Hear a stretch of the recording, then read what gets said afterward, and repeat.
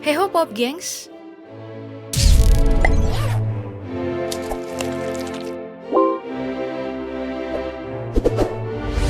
pada tanggal 8 September kemarin, salah satu pemimpin terlama di dunia telah meninggal.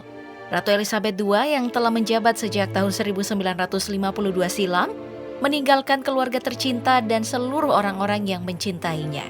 Lalu pada tanggal 19 September, pemakaman untuk mendiang ratu pun digelar. Tentu saja proses pemakaman dari sang ratu menuai beragam sorotan dengan apa yang terjadi. Setelah pengumuman kematian sang ratu, tentu saja persiapan pemakaman mulai dilakukan. Dari berita yang beredar, persiapan pemakaman ini sudah mengalokasikan hingga 6 miliar pound sterling atau 102 triliun rupiah untuk proses pemakaman selama 12 hari. Dengan jumlah uang yang mencengangkan ini, peti mati sang ratu dan juga perhiasan yang ada di dalamnya saja sudah membuat kita bingung. Sayangnya uang prosesi pemakaman ini diambil bukan dari kekayaan keluarga kerajaan, melainkan pajak dari warga Britania Raya. Hal ini sempat jadi heboh, apalagi biaya hidup di sana makin hari makin mahal. Puncak acara pemakaman ini adalah tanggal 19 September yang juga menuai banyak polemik. Di internal keluarga kerajaan, Pangeran Harry dan Meghan Markle yang pernah heboh keluar dari keluarga kerajaan, turut hadir dan membuat untuk pertama kalinya keluarga besar kerajaan berkumpul lagi. Keduanya itu sempat buat heboh lagi nih setelah Pangeran Charles yang sekarang jadi raja tidak mengundang keduanya dalam acara pra-pemakaman. Harry baru tampak saat prosesi pemakaman dimulai menggunakan seragam militer. Ya, walaupun penggunaan seragam ini sempat dikomentari pihak kerajaan karena ada yang tidak terima, namun penggunaan seragam ini sudah jadi titah ratu. Jadi yang menye-menye soal Harry pakai seragam militer harus diam. Di hari pemakaman rencananya momen tersebut akan dihadiri lebih dari 500 pemimpin negara dari seluruh dunia. Dari 500 pemimpin negara ini ada beberapa negara yang sengaja tidak diundang seperti Rusia, Belarus, Afghanistan, Myanmar, Syria, dan Venezuela. Kejadian tidak diundang ini sempat juga tuh buat Om Putin marah besar karena menurutnya tidak ada yang salah dengan Rusia. Dengan wafatnya sang ratu, tampuk kekuasaan kerajaan Inggris pun beralih. Pangeran Charles ditunjuk menjadi raja baru dengan nama Raja Charles III pada tanggal 10 September kemarin.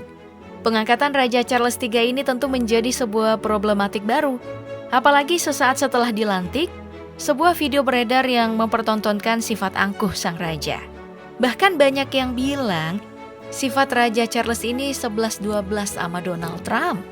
Bahkan saat melakukan parade, pria ini dengan jelas menggerutu saat berhadapan dengan warga yang mengeluh tentang biaya hidup di UK. Keangkuhan itu tuh makin jelas saat Raja Charles III langsung memecat kurang lebih 100 pekerja keluarga kerajaan. Padahal 100 pekerja ini dianggap sebagai orang setia loh oleh Ratu Elizabeth. Setelah diangkat menjadi raja, masalah di negara persemakmuran UK juga udah mulai. Beberapa negara dengan jelas memberi statement kalau mau lepas dari negara persemakmuran seperti Antigua dan Barbuda, Jamaika, Belize, Bahama, Grenada, dan juga Saint Kitts. Negara tetangga kita sepertinya nyaman nih jadi negara persemakmuran. Setelah penunjukan Raja Charles sebagai pemimpin baru kerajaan Inggris dan dikenal sebagai penggerutu handal, kerajaan Inggris tidak cuma dihantam oleh negara persemakmuran yang mau keluar. Masyarakat Afrika Selatan bahkan meminta kalau permata yang ada di mahkota dan tongkat Ratu Elizabeth harus dikembalikan. Dari beragam pandangan di Afrika Selatan, berlian bernama Star of Africa tersebut memang milik Afrika Selatan dari awal.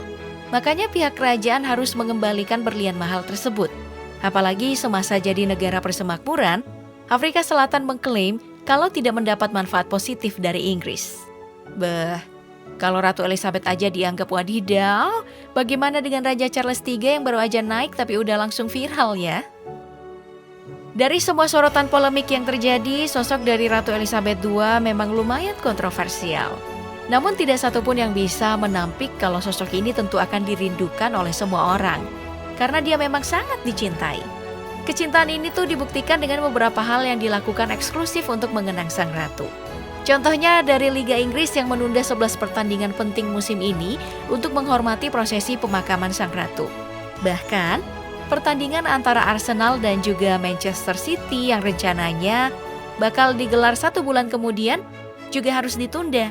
Bukan cuma Liga Inggris loh, toko kecil pun nutup bisnis mereka untuk sementara waktu saat pemakaman dilakukan.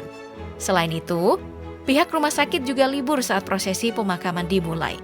Hal ini sih lumayan buat bingung banyak orang ya, karena Ratu Elizabeth dikenal sebagai orang yang sangat peduli pada orang lain. Nah, loh kok malah rumah sakit juga ikut libur?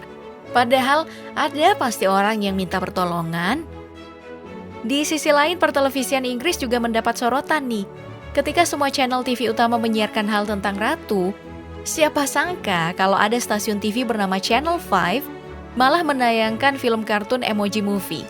Wah, ada apa ya dengan Channel 5 ini? Salah satu penghormatan paling viral nih datang dari pesepak bola terkenal David Beckham.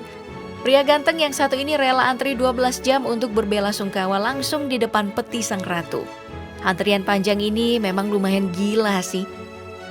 Makanya salah satu Royal Guard yang berjaga harus tumbang karena kelelahan.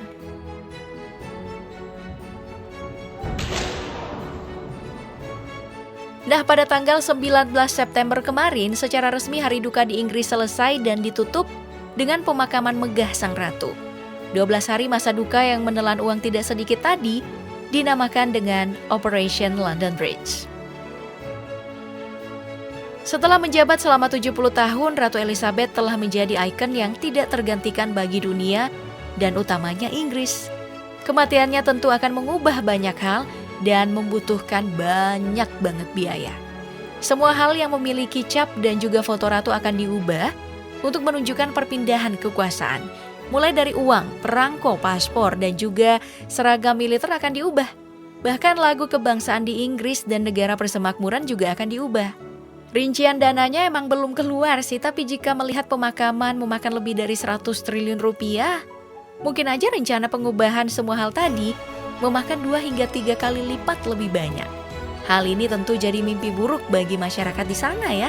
Apalagi sekarang dunia masih mengalami krisis akibat perang Rusia dan Ukraina. Nah, setelah banyak membahas tentang kematian sang ratu dan hal yang paling disoroti selama 12 hari masa berkabung tadi, menurut kamu, apa sih pengaruh kematian Ratu Elizabeth bagi Indonesia? Ada atau enggak nih? Sebutkan jawaban kamu di kolom komentar ya.